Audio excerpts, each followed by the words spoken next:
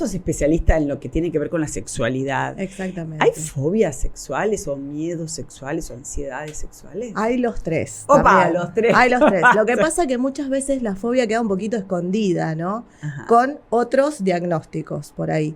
Todo lo que dijo él acerca del miedo coincidimos plenamente. Sexualidad y muerte son las dos grandes enigmas, ya lo planteó Freud. Y los ¿no? impuestos, decía por ahí Brad Pitt. Sí. Bueno, sí. Bueno, así que siempre va a haber preguntas sobre estos temas, ¿no? Y tiene que ver con esto de, Freud decía también, ya que lo hemos nombrado hoy tanto, que el orgasmo era una pequeña muerte, ¿no? Y es esta cuestión que excede a nuestro control. Y la sexualidad realmente, la sexualidad genuina, excede a lo que es nuestro control, ¿no?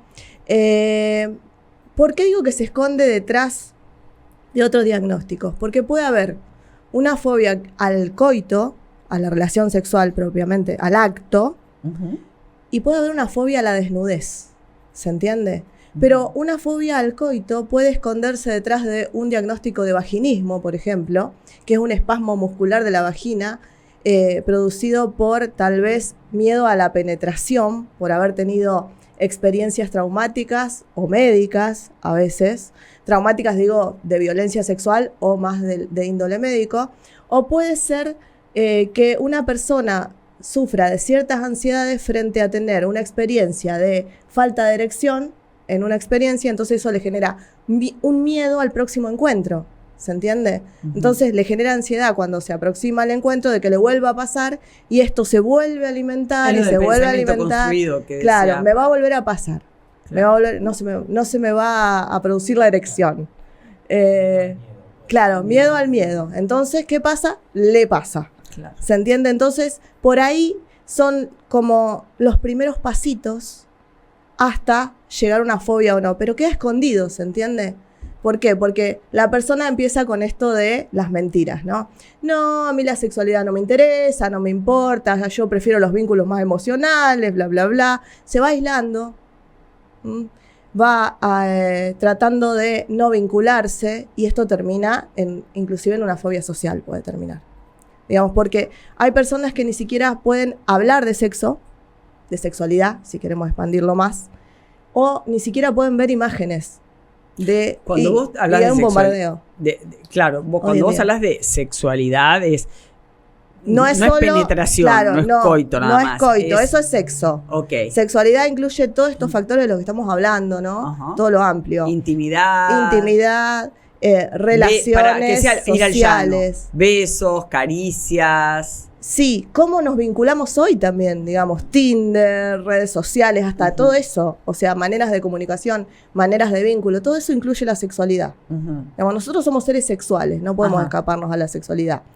Por eso la fobia sexual queda como media escondidita entre estos miedos y también como es un tema que sigue siendo en la actualidad como bastante tabú, porque hablamos de sexo, no hablamos de sexualidad.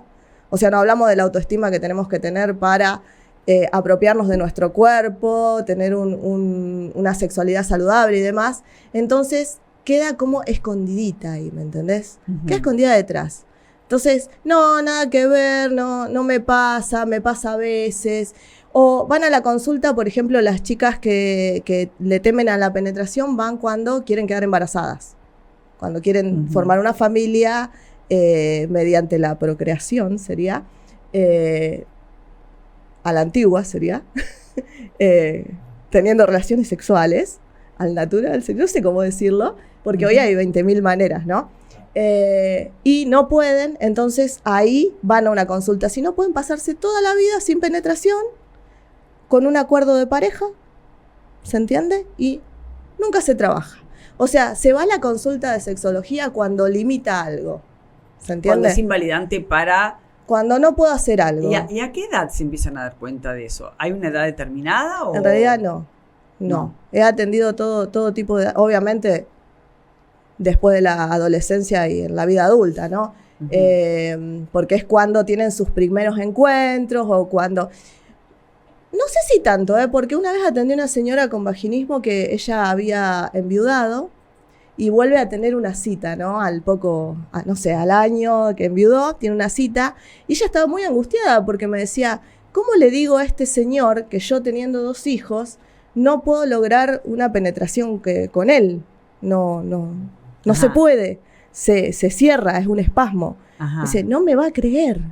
Entonces ahí fue una consulta porque ya había ido a la ginecóloga, ya había ido, no sé, a todo lo que se les ocurre que puede hacerle la amiga de la amiga, y no pasaba nada. Entonces, ¿qué pasaba? Esta señora todavía tenía la alianza del marido. Todavía estaba casada mentalmente a la antigua, con fidelidad incluida.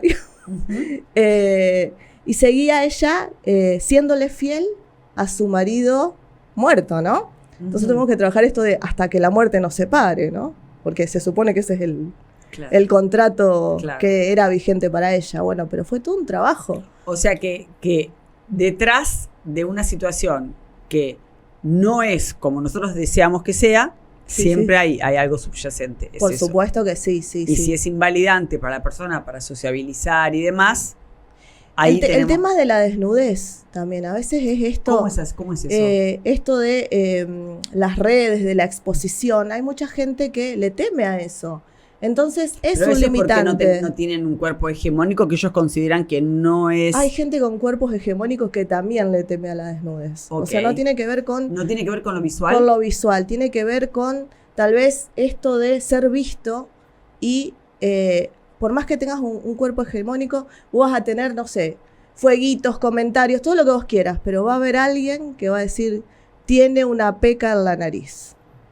Y si vos no tenés trabajado eso, ¿me entendés? Para alguien puede ser el peor de los días. Yo sabía que me iban a ver la peca de la nariz y se puede ir agigantando, y puede pasar lo mismo que con una persona que en un día, no sé, de estrés no tenga una buena erección. ¿Se entiende? Ajá. Puede pasar lo mismo. ¿Se entiende? O sea, acá no hay...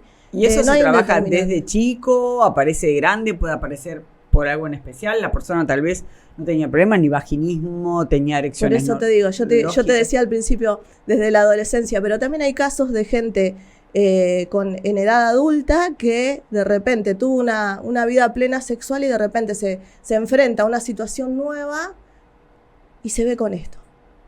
Una situación nueva. Por ejemplo, lo echan del trabajo. Lo echan del trabajo. ¿Me entendés? Eso Entonces, es como bastante común, ¿no? Sí. Algo que antes era impensable, de repente causa un estrés o es invalidante para esa persona en sus creencias. O se siente que ya no es una persona productiva, Claro. Y eso se puede reflejar también en la sexualidad, ¿no? Si vos tenés creencias que van por ese lado y no las trabajaste y entendés que no sos lo que haces, sino que sos lo que sos. Digamos, no tanto lo que haces. ¿Cómo es eso? Repetilo. Que no sos lo que haces, sos lo que sos. Digamos. Pero hay gente que se siente validada solo por lo que hace. Ajá. Entonces, cuando no lo está haciendo, eso se traslada a una cama, a un encuentro o a la vida social. Uh-huh. ¿Y qué pasa con la maternidad? También, otro tema, también. Hay, tienen que pasar por el periodo de puerperio, que ya sabemos que es todo un quilombo hormonal, ¿no? Donde la sexualidad a veces queda un poquito relegada, otras veces no. Esto es diferente en cada mamá, ¿no? Perfecto. Pero hay un quiebre en la pareja que hay que subsanar. O sea, hay que volver a encontrarse. Esa chica se tiene que volver a encontrar con su yo mujer, con otro cuerpo diferente, porque siempre se modifica. Hay un antes y un después. Y también encontrarse este paso de el 2 al 3, ¿no? Y volver a ser 2 parejas y 3 familias. Ajá. Y a su vez, digamos, padres, ¿no? Esto es toda una crisis. Y muchas veces las chicas, después de ser mamás, también se tienen que encontrar con este cuerpo, con la desnudez. Yo me acuerdo de una chica que me decía que ella había tenido parto natural y que le daba como cosa que por donde salió su hijo ahora ingresar un miembro. Uh-huh. Digamos, cosa que vos decís, ¿quién piensa algo así? Bueno, ella en el momento de la intimidad era como que había como hecho sagrado eso, el canal vaginal sería, y como que lo veía como algo turbio volver a encontrarse con la penetración. Mirá, había una película, para ir a lo gracioso, que se llamaba Analízame, que estaba De Niro con Billy Crystal, que hacía de terapeuta, y él decía que él no podía, o sea, el pecho de la mujer era para alimentar a los hijos, entonces él no podía ahora usar, disfrutar. Claro. Era muy gracioso escucharlo, como lo decía, ¿no? En terapia. Es que es todo un trabajo, porque imagínate, vos ves esa a tu dualidad, mujer amamantando a tu hijo y después es un objeto erótico. Claro, o sea, también las mamas son un objeto erótico.